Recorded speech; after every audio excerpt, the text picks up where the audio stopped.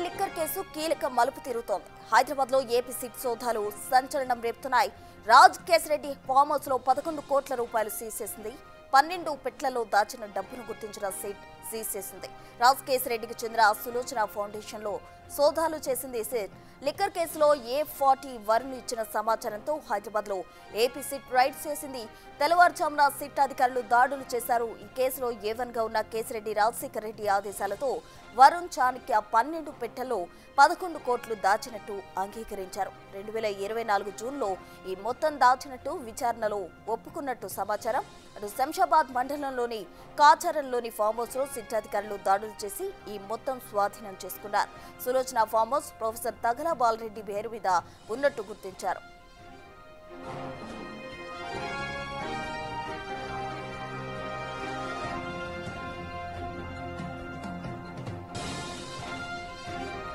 బాలరెడ్డికి కేశరెడ్డి ఉన్న సంబంధాల గురించి ఇప్పుడు సిట్ విచారణ మొదలుపెట్టింది.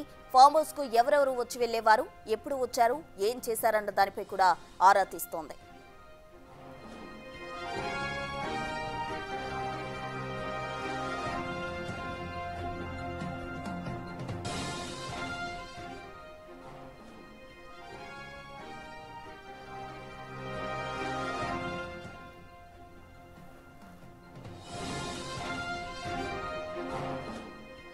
హైదరాబాద్ లో ఏపీ సిట్ సోదాలకు సంబంధించి పూర్తి డీటెయిల్స్ అందించేందుకు మా ప్రతినిధి సుజాత సిద్ధంగా ఉన్నారు. లైవ్ లో జాయిన్ అయ్యేందుకు సుజాత, చెప్పండి, అటు ఏపీ లిక్కర్ స్కామ్ కు సంబంధించి కూడా సిట్ దూకుడు పెంచింది అని చెప్పుకోవచ్చు. కీలక మలుపు కూడా తిరుగుతోంది ఈ కేసు. దానికి సంబంధించి కంప్లీట్ డీటెయిల్స్ ఏంటి?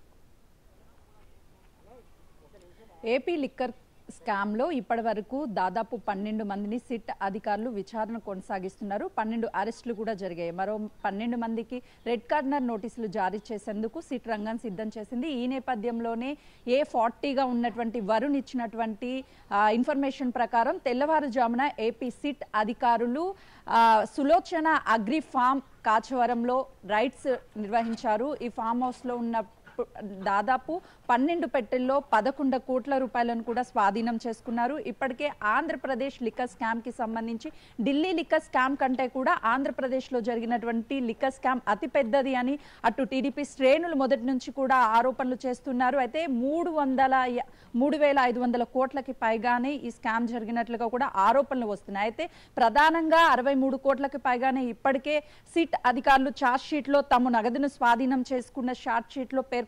మరోవైపు ఈ రోజు 11 కోట్ల రూపాయలను కూడా సిట్ అధికారులు స్వాధీనం చేసుకున్నారు. ఈ farm house Sulochana farm house గా అటు పేరు ఉండడంతో పాటు బాలరెడ్డి అనే వ్యక్తికి ఇద్దరు పేర్ల మీద ఉన్నట్లు అటు అధికారులు గుర్తించారు.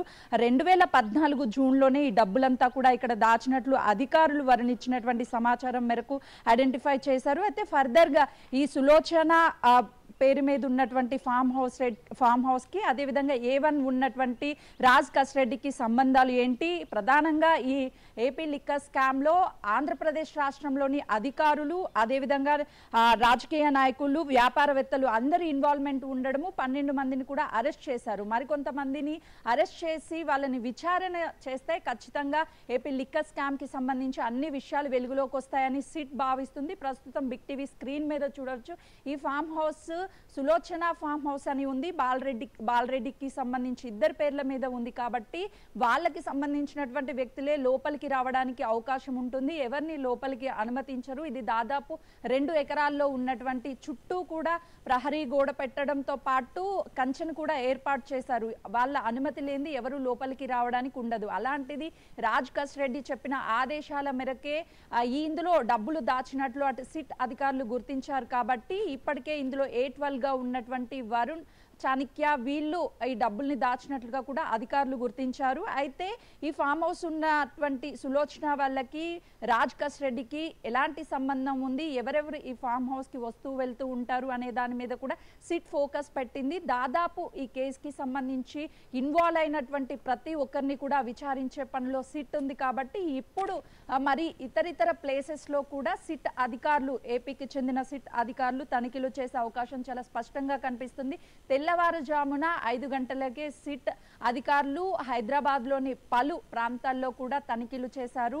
అటు A40గా ఉన్నటువంటి వ్యక్తి ఇచ్చినటువంటి సమాచారం ప్రకారమే ఇక్కడ సోదాలు నిర్వహించి డబ్బులను కూడా స్వాధీనం చేసుకున్నారు. ఆ అట్టపెట్టెల్లో కేవలము పేపర్స్ డాక్యుమెంట్స్ ఉన్నాయి, ఇక్కడ పెట్టారు అని మొదటి ఇన్ఫర్మేషన్ ఇచ్చాక తర్వాత సిట్ సుదీర్ఘంగా విచారించిన నేపథ్యంలోనే తను ఇచ్చినటువంటి A40 ఇచ్చినటువంటి కన్ఫర్మేషన్ స్టేట్మెంట్ ప్రకారమే ఇందులో డబ్బులు ఉన్నట్లు అధికారులు గుర్తించి ఇక్కడికి వచ్చి ఈ సోదాలు కొనసాగించారు. ఏపీ లిక్కర్ స్కామ్ ఎలాంటి మలుపు తిరగబోతుందో చూడాలి. ఇందులో ప్రధానంగా రాజకీయ నేతలతో పాటు వ్యాపారవేత్తలు ఉన్నారు. ఇప్పుడు ఈ హైదరాబాద్ కూడా అంటే ఫోన్ ట్యాపింగ్ లో కీలకంగా ఉన్నటువంటి వ్యక్తి శ్రవణ్ రావు ఏపీ లిక్కర్ స్కామ్ లో ఉన్నటువంటి చాణక్య వీళ్ళకి దుబాయ్లో వసతి కల్పించాడు, తన ఫ్లాట్ లోనే ఉంచాడు అని చెప్పేసి వచ్చిన ఆరోపణల నేపథ్యంలోనే సిట్ కీలక ఆధారాలను సేకరించిన తర్వాత ఆ శ్రవణ్ రావును కూడా ఏపీ లిక్కర్ స్కామ్ లో ఏపీ సిట్ విచారించింది. ఈ నేపథ్యంలో ఇప్పుడు హైదరాబాద్ లోని కాచారం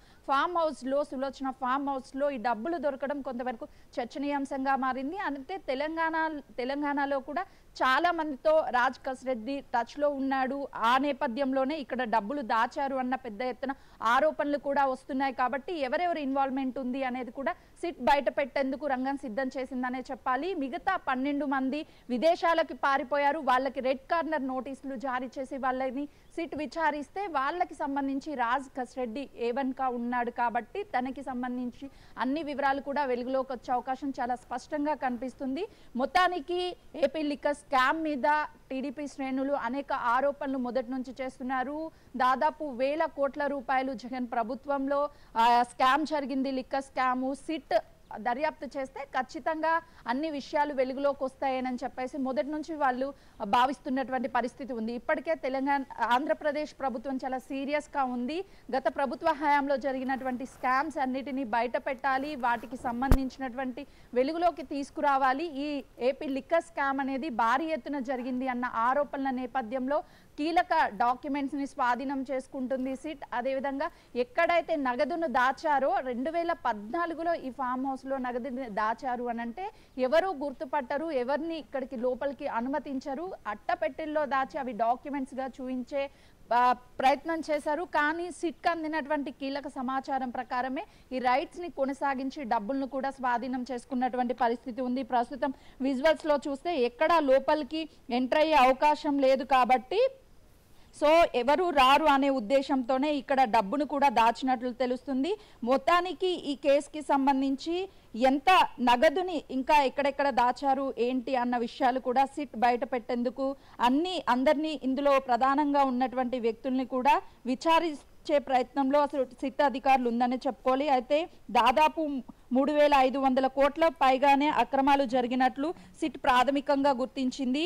వైసీపీ ప్రభుత్వంలో ముఖ్య నేతల పాత్రపై కూడా సిట్కు కీలక సమాచారం లభ్యమైనట్లు కూడా తెలుస్తుంది. అయితే పూర్తి ఆధారాలతో త్వరలోనే ఇటు రాజకీయ నాయకులు, వ్యాపారవేత్తలు, అదేవిధంగా మరికొంతమంది వ్యక్తులు ఇన్వాల్వ్ అయినట్లుగా కూడా సిట్ గుర్తించింది. కాబట్టి వీరందరినీ త్వరలోనే నోటీసులు ఇచ్చి వాళ్ళని విచారించే అవకాశం చాలా స్పష్టంగా కనిపింది. ఒక్కసారి ఈ ఫామ్ హౌస్ లో 11 కోట్ల రూపాయలను స్వాధీనం చేసుకున్నారు ఏపీ సిట్ అధికారులు.